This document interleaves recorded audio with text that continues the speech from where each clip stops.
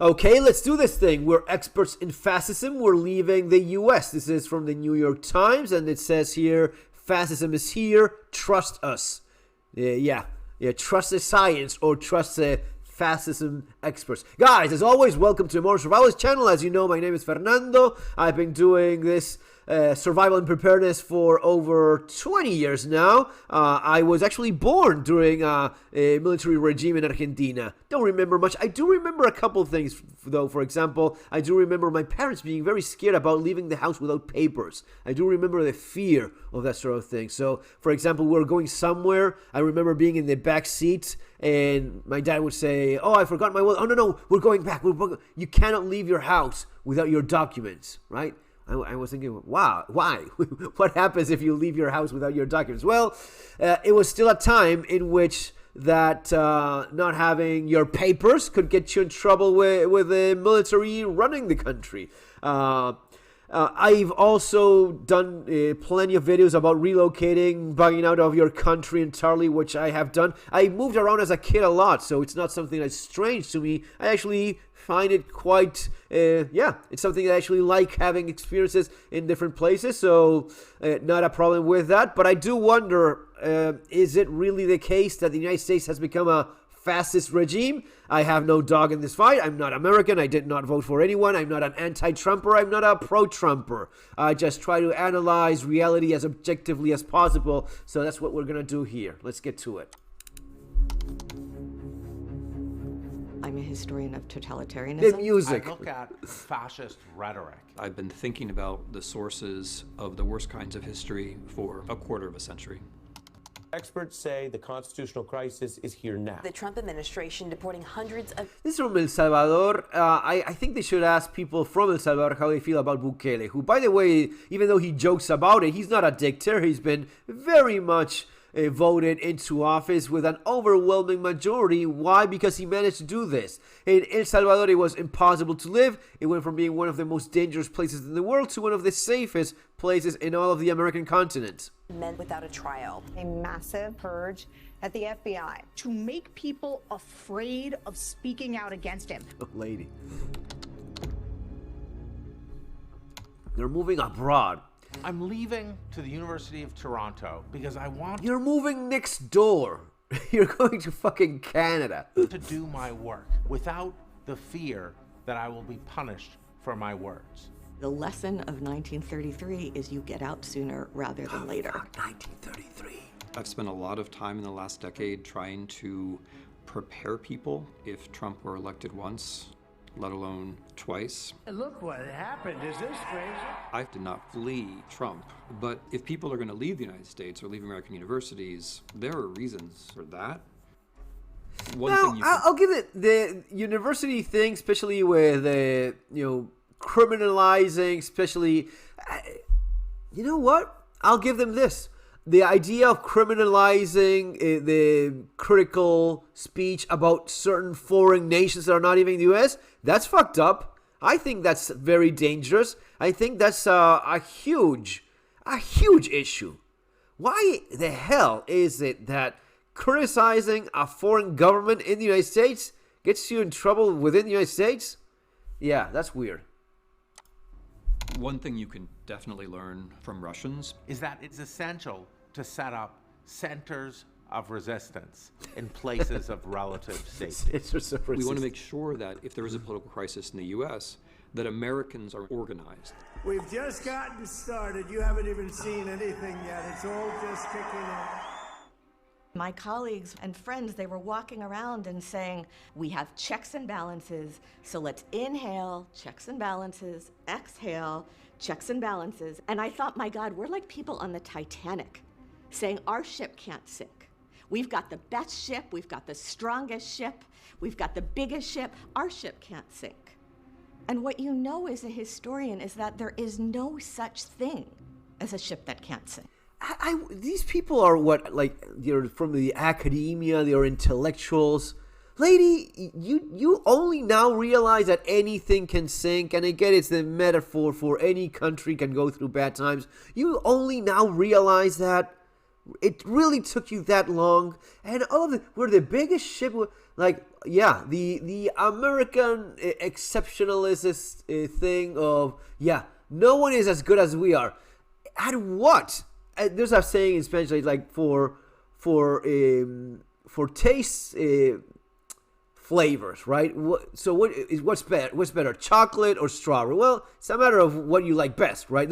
You cannot say that, oh, chocolate is so much better than strawberry, right? Oh, but I like one better than the other. Well, that's kind of how this goes. Now, at the same time, there are countries that do things better in terms of their governments. None of them is perfect, but some of them have narrowed it down and they have a pretty solid idea of how to run things efficiently. I'm looking mostly at Nordic countries having done this for a long time. Switzerland is very well known for having a pretty tight ship in terms of running things in an efficient manner. You can like it more or less. Oh, fuck those guys. Okay, sure. But they do it better than most people. They have a way of running things that is very efficient, while at the same time having the least amount of intrusion in your private life in things that really matter, right? Oh, but they suck at this and that, sure. But in general, Switzerland is maybe the country I would go like. I would like everyone to be like those guys in terms of how they run the government. It's very well done, right? They have some of the most highest scores in most of the things that matter when it comes to quality of life and a bunch of other markers that you really want to have in a solid happy society. The golden age of America has only just begun. America has long had an exceptionalist narrative. Oh, fuck. There you go. Fascism There you can go. happen elsewhere, but not here. But talking about American exceptionalism Why? is basically a way to get people Why involved. is the obsession with it? I mention it before the guys it because I hear it all the damn time. We're You know what? Everyone feels super exceptional all the time. Exceptional at what? At what? Oh, we have what? The most freedom? The best gun laws? Well, yeah, maybe. Yeah, sure. Yeah, the Second Amendment is fantastic, and that's something that most societies that appreciate freedom would look forward to. It's not the only country that has that, by the way, right? You have countries that have even more freedom in ways of owning all sorts of firearms. If you look at the entire country and different states, there are countries in which it's easier than the United States to get a gun. That's simply the way it is. Is it better, though? No, I specifically like the idea of the Second Amendment. I think that is the best. But for the rest of it, really? No. No way. You have so many other things that others do better. And what is it? Does that make you less American? Do you like your country and love your country any less? Are you less patriotic because you recognize that? I don't think so. Into line. If you think that there's this thing out there called America, and it's exceptional, America is actually the American continent. That's why it's the United States of America. It's the United States of... So these are... It's crazy that... This is like when you have to explain to British people, dude, you're European. No, we're not. We left the European Union. No, we're talking about the continent. This is like a Chinese guy arguing that he's not Asian. You're fucking Asian because you're Chinese. You're European because you're in UK and it happens to be in Europe. And you're an American in terms of what continent you're in because you are in the United States of America or in Mexico or in Argentina. It's all part of the American continent. And the United States of America, it's a bunch of states that have united in America. Anyway. that means that you don't have to do anything. Whatever is happening, it must be freedom. And so then what your definition of freedom is just gets narrowed and narrowed and narrowed and narrowed, and soon you're using the word freedom, but what you're talking about. These guys are the same ones that were very happy with Joe Biden, right? These are the same people. Just asking there. Let me know in the comments. Were these like very happy? Were they waiting for Joe Biden, a man that was not even there anymore? A puppet, really, in the more horrible way possible? Okay. Is authoritarianism. Toni Morrison warned us. The descent into a final solution is not a jump. Yeah. It's one step.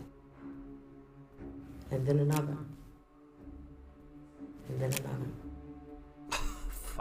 We you know they lose all respect from someone that tries to be objective with them when they start pulling that crap. I mean, it's the music, it's the clickbait piece thing. These are the academic people. These are the intellectuals. There's no respect for these people. There's no dignity in what they're doing. They lose all credibility when they pull something like that. When they show Elon Musk, which you can criticize Elon Musk for so many other things. Personally, I would emphasize more on the idea of Elon Musk becoming extremely wealthy through the green energy bullshit of green energy because of electric cars. I think that's a lot more questionable than him just making a hand gesture that is not connected in any way with what they wanted to link it to. That is cheap and that is dishonest. So if you're going to be an intellectual, do a little bit more of an effort and analyze things that are worth of critical views. Hey, you became extremely wealthy through the bullshit of saving the planet through electric cars and government money going into your pocket for that, which at the same time you're selling carbon credit. That's how Tesla makes money. That is something you should be talking about instead of how he said hi to a crowd. Those steps accelerated right now. There are some words, in Russian in particular, that I feel help us to understand what's happening in the United States, because we now have those phenomena. Произвол.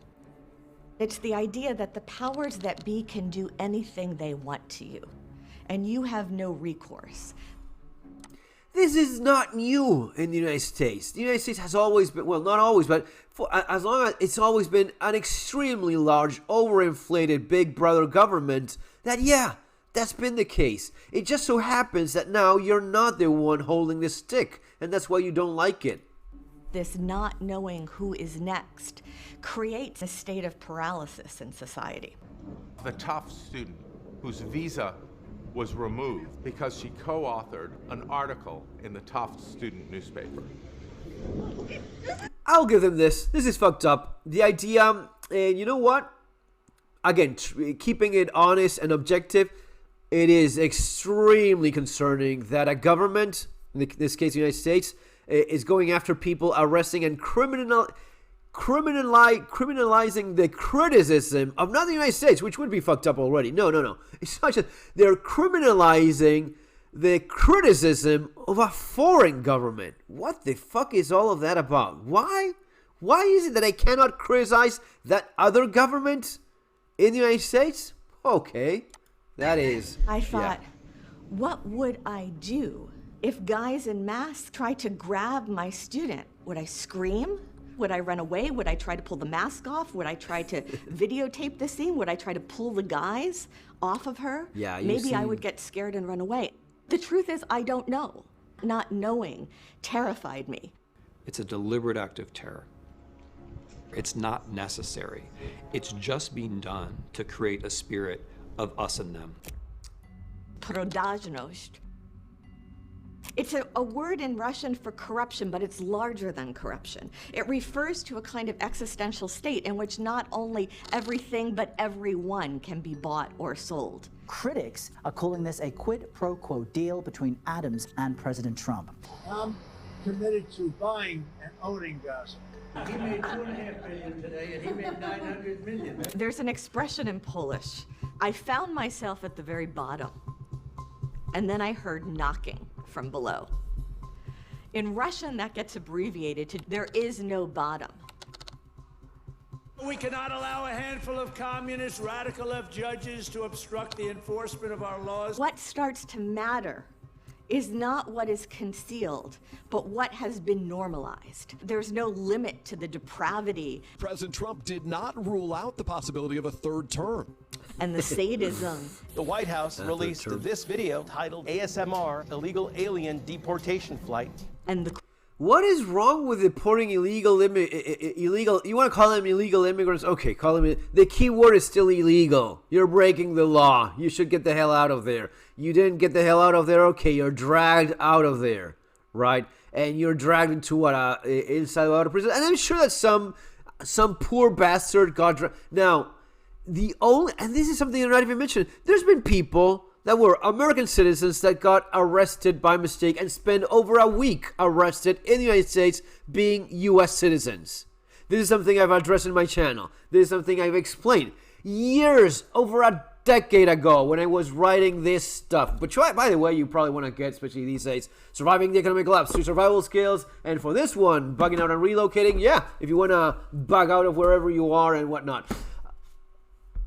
A passport. You need to get yourself. I'm not planning on going anywhere. I'm America #1. I never left the country. Okay, I still told you, get a fucking passport. Believe me, it is important. And why? Well, because even if you never left the country, if you have a passport and you get arrested, there's a very good chance that right before ICE throws your ass in prison, no, I have my passport. The passport in the United States and the rest of the world is a trump card. Not Donald Trump. It's a trump card of, I prove my citizenship because of my passport. Okay, sir, you're not spending the next week in fucking ICE prison. It has happened before in the United States, probably happening right now with American citizens, which in this mess are maybe dragged along, right? Oh, but it has happened that Americans ended up in ICE jail because of our confusion or whatnot. If you have ways of proving your citizenship, that is concerning. Now, the idea of an illegal immigrant getting expelled from the country, I don't know what the problem is with that. I think every country should do that. Cruelty that we are watching now play out in real time. This facility is one of the tools in our toolkit that we will use. You have to continually ask yourself the question, is this okay? They mix everything up. El Salvador was hell on earth. Bukele, who joked about being the world's coolest dictator, he was democratically elected overwhelmingly, 80% support, and I don't doubt that one bit, because it was hell, and he turned that place around. Of course he has that support, and he needed drastic measures, which were extremely necessary. There was no way around that. Is there a line I wouldn't cross? Is there something I would not do? People say, oh, the Democrats should be doing more, they should be fixing things. But if you want the Democrats to do things, you have to create the platform for them. You have to create the spectacle, the pageantry, the positive energy, the physical place where they can come to you. Poland recently went through a shift towards authoritarianism. Unlike in Russia, unlike in Hungary, the media remained a place in Poland where you could criticize the regime. And as a result... The regime, the Polish regime. Why? They were conservative. They want to save their country from invasion. And it's not just illegal. This is something that many Americans don't understand. It's not, oh, it's illegal immigrants.